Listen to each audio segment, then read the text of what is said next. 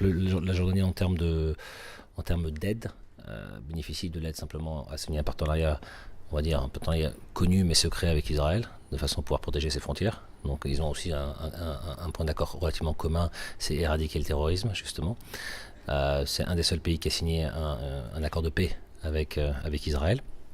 Et deuxièmement, ce qui n'est pas négligé, c'est simplement l'apport des Américains. Donc l'apport financier des Américains, qui est on va dire un puits financier qui est pas négligeable. Tout ce qui est sukuk, tout ce qui est produits financiers, tout ce qui est obligations, passe automatiquement par une banque américaine. Et la Jordanie bénéficie aussi d'une grande masse financière au niveau du tourisme. Certes, il s'est réduit parce qu'il y avait toujours auparavant un circuit qui était Syrie, Liban, Jordanie, Israël, qui s'est quand même réduit, sachant que la Syrie est hors course, le Liban un peu beaucoup moins visité, et reste Jordanie, Israël. Comme circuit touristique. Donc cette masse financière qui provient du tourisme n'est pas négligeable non plus. Il y a aussi une chose, en termes de Jordanie aussi, pourquoi il se porte bien.